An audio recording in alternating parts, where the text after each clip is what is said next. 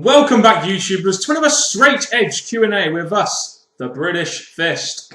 Completely straight edge here. I am Mr. Parkin, the man with the V-neck, and this guy sitting next to me, the man with a fantastically dashing haircut. It's none other than your boy, NJ. What's up? What's up indeed. Subscribe up above, like this video, and comment your thoughts on the questions we've answered in that comment section below. And make sure you contact us in the links in the description box below. Are you planning on fighting someone? Or... Oh, yes. Oh, don't fight me then. Just make sure you don't WhatsApp me in the head or something. That's all I'll say. Keep sending us in questions, guys. By the way, this is a Q&A. Send us your questions in through YouTube inbox, commenting down below, or on our Facebook, facebook.com/BritishFist. We have had a lot of questions from you guys, as you know from the last Q&A we've done. This is Q&A number 55 now. Since the year one, we've been literally inundated with questions, and we're going to try and get through them as quickly as we can. So please be patient if we haven't answered your questions. Yeah, so should we go on? Yeah, let's go. Yeah, fuck it. Let's just go. Let's just get on straight away. Yeah. Bears all the way 12. Why do you think WWE doesn't push Drew McIntyre? I don't know. The dude just has a lot of charisma to me and great in-ring work, and I don't understand why he's back to jobbing on superstars.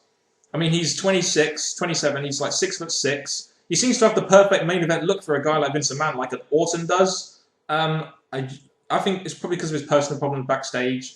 No. I look at Drew McIntyre and look at his past early career. He was built up to a guy that was climbing his way towards the main event, and all of a sudden, poof, the WWE think, okay, let's just forget about him and concentrate on other people. And I think it's a bit of a shame, because he did build his way up by going to the mid-card, going up against the general manager. So, in my opinion, I think they should, when they need to, especially when the 3-hour Raw coming up, they should think, what other talent are we not using that should be used, and we should look at Drew McIntyre. Yeah, we'll get to that 1000th episode in Raw a little bit later in this Q&A, I think. Who would win a 3 stages of hell match between Little Jimmy and Heath Slater? Well, let's face it. Who's more over? Little Jimmy or the one-man rock? Oh, no one says it. No one goes along with it. Who's more over? Then who should win? Little Jimmy. Easy. Definitely Little Jimmy. You would win, my boy. You'd definitely be Heath Slater, that jobber piece of Wendy's piece of shit. But there we go. Clarkson Joel Lopez. British Fist, I know this can't ever happen, but if you two were given one wish from a ghostly spirit to bring back one wrestler from the dead, who would it be? Macho Man. Definitely Macho Man. Eddie Guerrero. Eddie Guerrero is a good one. I say Macho Man. But both great wrestlers that, you know, it was very sad, obviously, with their death and everything. That's the state of the wrestling business as we know it, of course. But love to see Macho Man back. You'd love to see Eddie Guerrero back. I'd love to see both of them back. It's not going to happen, but it'd be great if it did. Scorpion Reviewer. Who are your Who are your top 5 all-time favourite wrestlers and why? I will start. The Rock, for me. Austin was another favourite of mine. Undertaker, Shawn Michaels, and finally, Macho Man. They're my 5. I said 4. They're my 5. 5 favourite ones. Triple H, Kane, Shawn Michaels. If I had to go with another one, for the experience of his mic skills, The Rock. And then, if I had to think of another, it would be, your cockroach.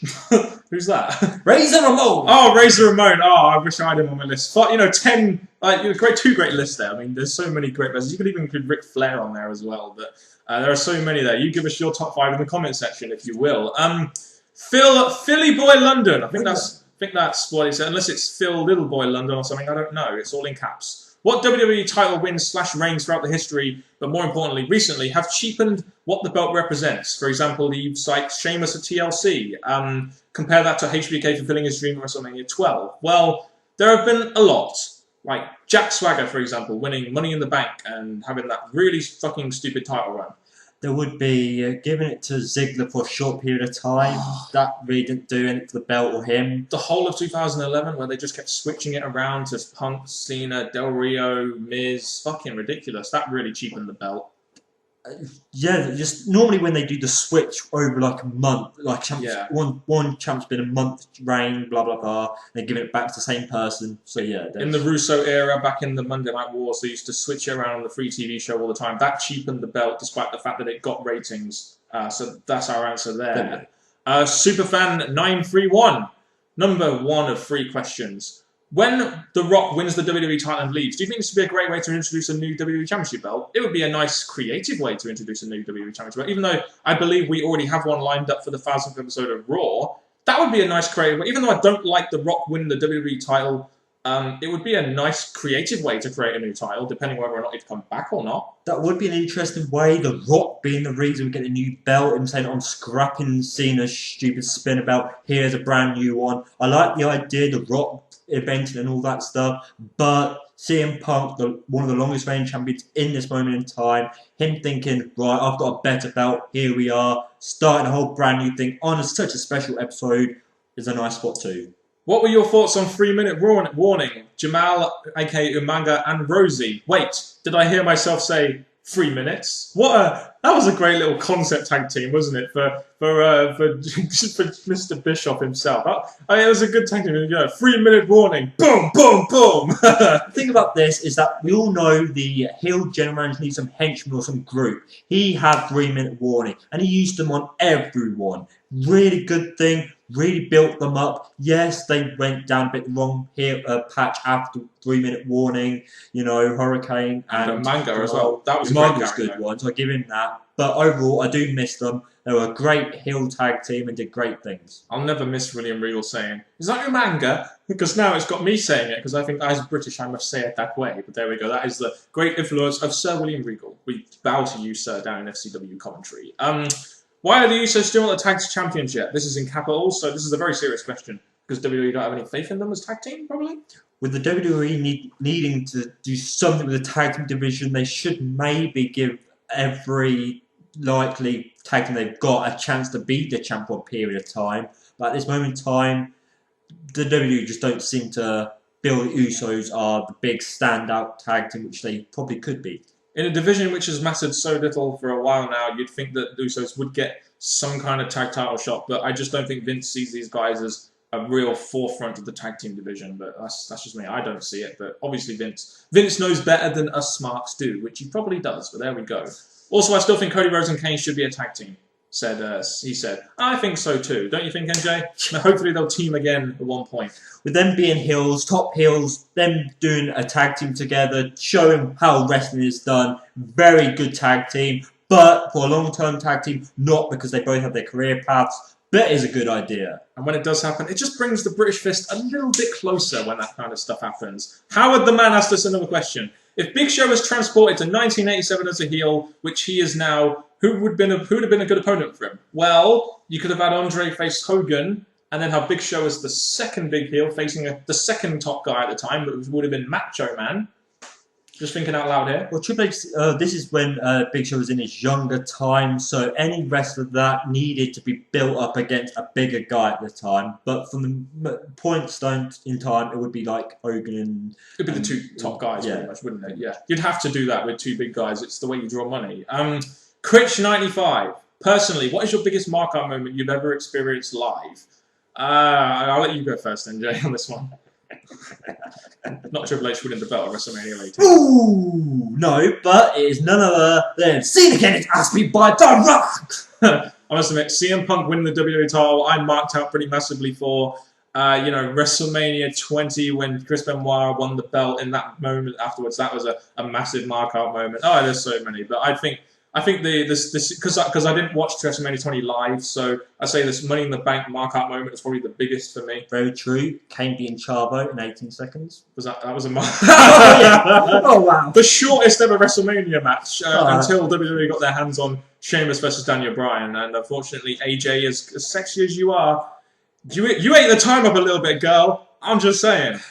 We're going to move on. Yes. Which former wrestlers are you expected to see on the 1000th episode of Monday Night Raw? They've apparently got a lot of legends planned, like Dusty Rhodes, possibly Ric Flair, Arn Anderson. There's going to be a lot of legends there. Dusty Rhodes will be one of them now. He's the general manager of NXT. I do look at that, and that's good. They normally bring like Ted DiBiase. They bring stuff that's been around in a while. So I'm expecting there to be some name for a temporary, entertaining thing on this show. Yeah, and apparently they're really going to be building this up like a pay-per-view, apparently, this special 1000th edition of Raw. So we look forward to that, because WWE barely do anything in hyping their pay-per-views anyway, so we're not expecting too much. There we go. Mr. Haver98. What do you think about the recent hints online about WrestleMania 30 location? And I quote, the location, let's just say it's a city of Olympic proportions. Do you think they could be hinting towards an international WrestleMania in the UK at Wembley, possibly? I don't think they are either. I think this is just a little tease to us UK fans, but It could happen. It would be good if it did happen in the UK. I mean, when they come down to SummerSlam for '92, they drew loads of money because it was the one and only time they ever came down to England at a pay-per-view. Again, they're going to give us false hope, but then, as we've known in the past, the last minute they change their stadiums sometimes, change arenas, blah, blah, blah. So, again, as much as it'd be great in the UK, obviously there's so many conflicts going why it shouldn't come here, but all we can say is, please come here to the UK. Despite the time difference, it would be very good. Yeah. There we go. 81 Kason 01. What would be matches you guys would book in a TNA versus WWE pay-per-view? That's an interesting one. We'll take out some guys from TNA. Let's look at Bobby Roode. Who would you think Bobby Roode would face? Like a CM Punk or something? Because I'm thinking James Storm versus CM Punk, personally. Bobby Roode versus a face Triple H! Could be about a lot of people have compared him to Triple H, so why not? AJ Styles versus Daniel Bryan, or maybe Kurt Angle versus Daniel Bryan, would be a hell of a match. Abyss versus Kane. Abyss Monster versus Kane. Monster. It would be Undertaker versus Sting. Would be a match. Might not be the best match, but it would be two old men. Massively drawing match. Can you think of any other matches? TNA, like Austin Aries versus someone, possibly. Austin Aries. I think again another CM Punk compared. Yeah, it is. Just how I look at it. Yeah, no, that is true. I mean, there are a lot of matches you can potentially make there. Hogan versus John Laurinaitis. I'm thinking Hogan versus Cena, the match we never got to see. Oh, there we go. Yeah. There's a lot of matches there. Give us your thoughts in the comment section. Versachild has asked us, wow, a lot of questions. But we'll get through them as we usually do here at the British Fish Q&A. We do. What is your view on Kurt Hawkins and Tyler Rex and the rest of the tag team division? What do you think will save the tag team division? Well, Tyler Rex and Kurt Hawkins suck. They suck, but it's a tag team that has been built up on NXT and that, so they have made a name for themselves. So they use them as a jobber tag team just to fill up time, so other tag teams don't have to get squashed. It would be a working tag team. I mean, WWE have tag teams right now. They have like Epico and Primo, Titus O'Neil and Darren Young, the Usos, Epico and Primo. They do have some tag teams. It's just a shame that and R-Truth and Kofi Kingston are another tag team. Ziggler and Swagger were until I think they've broken up. So they have like 6 tag teams there, which they could use. Just a shame they never ever booked a tag team division, as we would like to see some tag team wrestling in WWE. It's just a shame. And what do you think could save it? Well, I think they've got a bigger roster than what we see on TV. What we see on Raw and SmackDown is only a part of the roster. We have loads of other wrestlers who are just doing nothing. Superstars, NXT, floating, doing nothing.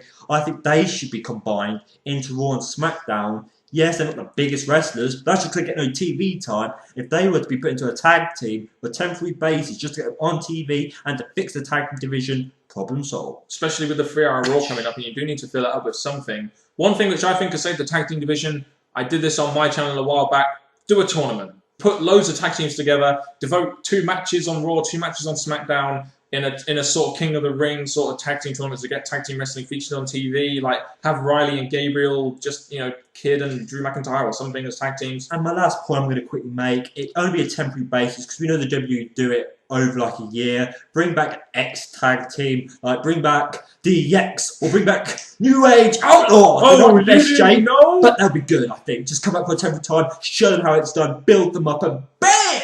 Well, Road Dogg did get the "You Still Got It" chance at, yeah. And he's doing FCW stuff as well, so he could potentially come back. Ass man. Exactly, you are an ass man, MJ. Do you think there is such thing as a mid-card in WWE nowadays? It seems like if you're not a main event or a title holder, then creative has nothing for you. It's true. The only real mid-card feud we've seen lately is Cody Rhodes versus someone like a Big Show or something. So it's true, if you're in the mid-card, it doesn't seem like they have a right for you anymore, does it really? And this goes back to what I said. The US has gone downhill fast. I made a video in the past by saying the importance of the 2 belts, and they should just get rid of one or combine them either way. And I think if one of the belts were to go, the belt that's left will get a hell lot more concentration and a lot more feuds. Yeah, I mean, it's just they don't write for it anymore. It's kind of getting ridiculous. Unless, I mean, the IC Championship has had, fair enough, has been written for, but the US and the general mid-card in general, just nothing. There's no mid-card feuds not involving belts or anything anymore, and it is really stupid. But there we go. Top 5 TNA and WWE wrestlers at the moment. Let's go top 5 WWE. You go. WWE, okay, I did this previously, but we have Triple H, we have Kane. Is it now at the moment? Yeah. CM Punk, Barrett, and one more just for Miz? Yeah, the Miz is not really there.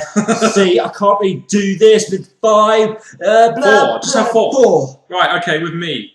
Cody Rhodes, Wade Barrett, Sheamus, The Miz, and I used to like R-Truth until he went face. So I guess you could say I only have 4 as well. But Cody Rhodes is number 1. I know that for a fact. TNA for me is a lot easier.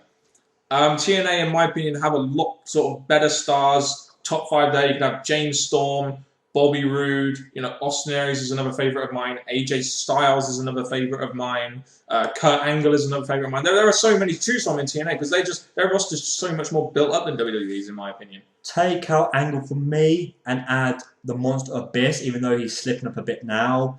And if I had to change another one, change AJ to Bully Ray. How did I miss Bully Ray off my list? Fuck! Bully Ray needs to be like joint 5th in my list or something. There we go. Do you view Drew McIntyre... Oh, wait a minute. Hold on. I've missed a question here. This is important. I've missed a question. This is an important question. Why do you dislike Robbie E so much? Do we have to talk about him? No, I don't really want to talk about him because he's really annoying. And Go back to Jersey Shore, leave TNA alone. yeah, even though, just go back to any other place other than TNA. Do you view Drew McIntyre and Dolph Ziggler, Cody Rhodes, Sheamus, Justin Gabriel, and Wade Barrett as the next stars of the WWE? And if so, why? Well, good names. Cody Rhodes, Sheamus, and Barrett, yes. I see them being future stars in the WWE. Sheamus is being booked well. They've had plans for Barrett. They've had plans for Cody Rhodes. Drew McIntyre, Justin Gabriel are kind of like jobbers now. Ziggler, they haven't really booked in a way which I can see them being like a future main event guy. Well, my backhand to that is eventually Triple H, Kane, Orton, maybe. They're all going to be going or just retiring or something. So we're going to have a big space where we're going to need wrestlers. Yes, you gave us a list already. Adding Ziggler, adding Justin Gabriel and McIntyre, maybe they will eventually, if they stick around, get that step up to be performing in the main event scene. I think Sheamus, Barrett, Cody Rhodes, and then Ryback will be the 4 to look out for, personally. That's just me. Will you be attending any of the Maximum Impact 2013 UK tours? I want to. After seeing the UK tapings and stuff, I'd love to go to one of those UK TV tapings in TNA. Well, the fact that TNA come in on a temporary basis, we have to make the most of the time as we can. And if we've got the time, if we've got the money, we'll go there and just go and have a great time and see all the wrestlers we want to see. So, Bully Ray, you better be there. Yeah, Bully Ray, you definitely better be there, brother. But all I'll say this now is like, it looked like that crowd in those UK tapings had a lot of fun. And I'd love to be part of that, just to experience like the atmosphere and stuff would be really good. How important is ring psychology to you? Generally pretty important in my opinion. When a guy, like you said here, for example, if Orton is working on Sheamus' arm throughout the match and then 10 minutes later he just sells it, it takes away from the realism of it and stuff, and it becomes just like NJ just did there, a Super Cena moment. So in-ring psychology is a massive part of it. In my grading system, I generally have it as 20% of the overall grade of the match. It is really important. You need to be able to believe in the psychology. And that's the thing. The main thing, the reason I did that hand gesture is because we go back to Extreme Rules. We all saw it going one way, thinking, yes, this match set and done. Brock Lesnar needs this win, blah, blah, blah. Build him up to the future. And then all of a sudden it changes hands. It does ruin the effect of the match and the fans' perspective of what's going on. It really does. So in-ring psychology, it needs to be done to perfection. A lot of wrestlers in the current WWE do need to take lessons on that, in my opinion. Just do that and that. And possibly even that. But I know CM Punk is very good at in-ring psychology. I apologise to all you CM Punk fans out there. He still can't draw, though. Do you think the no-selling in ROH matches really hurts the product as a whole and instead makes every match look like a power move exhibition? Oh, fucking yes. Davey Richards is a great example of a guy that does that. And it does hurt the product. It's one of the reasons why you tuned out of the product, because the no-selling just makes it seem like, it's just ridiculous, isn't it? That's what I was going to say, because after watching a quality match, and there's these spots in it, you think, right, the match has got to be finished here, weakened here, a good spot for the other person to get the upper hand, and it goes out the window. It does affect my view. It wasn't just 1 week, it happened again and again and again. I just thought, nope.